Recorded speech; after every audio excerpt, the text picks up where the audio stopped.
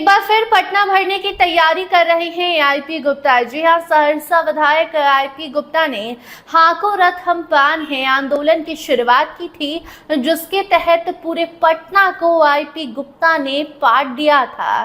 13 अप्रैल साल 2025 का वो दिन, जिस दिन पूरे पटना में सिर्फ आईपी गुप्ता और ताती तत्व समाज के लोग नजर आ रहे थे और सबके हाथ में एक झंडा जिस पर लिखा था हाको रथ हम पान है। और ऐसे में आरक्षण वापस लेने के लिए आंदोलन आईपी गुप्ता ने शुरू की थी, जिसको लेकर पटना भरने की तैयारी की गई और पटना भरने में आईपी गुप्ता सफल भी रहे।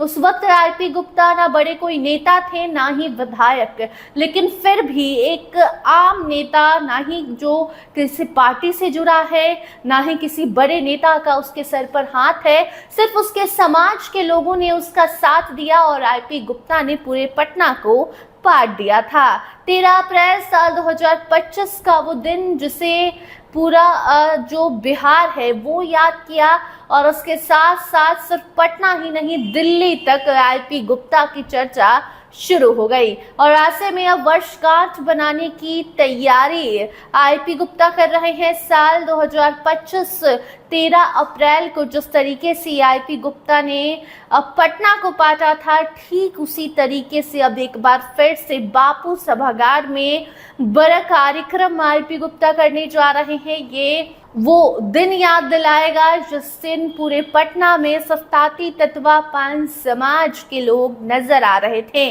पान की ताकत देखने को मिली थी। ऐसे में एक बार फिर से आईपी गुप्ता शक्ति प्रदर्शन करने जा रहे हैं। इन शॉर्ट आप ये समझिए कि आने वाले 13 अप्रैल को बापू सभागार में हाको रथ हम पान आंदोलन का वर्षगांठ बनाया जाएगा और ऐसे में ये एनिवर्सरी आईपी गुप्ता अपने उन लोगों के लिए मना रहे हैं जो अब भले ये समझ रहे हो कि आईपी गुप्ता अब विधायक बन गए हैं तो उनसे किया वादा कहीं भूल तो नहीं गए। तो ऐसी कोई बात नहीं है। आईपी गुप्ता ने हाको रथ हम पान आंदोलन की शुरुआत की थी और जब तक आरक्षण वापस नहीं मिल जाता तब तक आईपी गुप्ता इस आंदोलन को खत्म नहीं करने देंगे।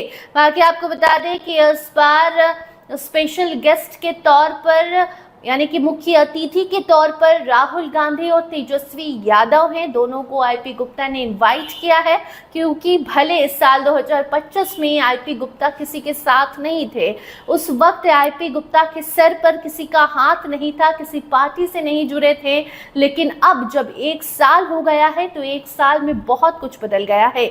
आईपी गुप्ता अब महागठबंधन के हिस्सा है, बेहद ही अहम हिस्सा है और ऐसे में आईपी गुप्ता अब जब सहरसा के विधायक भी हैं, महागठबंधन के जो मुख्य हिस्सा भी है, ऐसे में अब तेजस्वी और राहुल गांधी को आईपी गुप्ता ने इनवाइट भी किया है।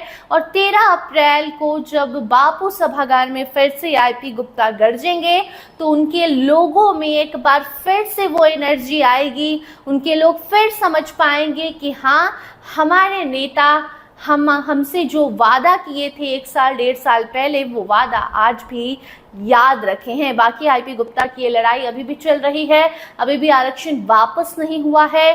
सदन में भी कई बार इस मुद्दे को वो उठा चुके हैं और ऐसे में अब 13 अप्रैल का इंतजार और देखना होगा कि इस बार आईपी गुप्ता को उनके समाज के लोग कितना समर्थन देते हैं और 13 अप्रैल 13,000 पान ताती तत्वा से आईपी गुप्ता इस बार पटना को पाते हैं या नहीं। फिलहाल इस खबर में इतना ही। देखते रहिए स्टार टीवी बिहार। धन्यवाद।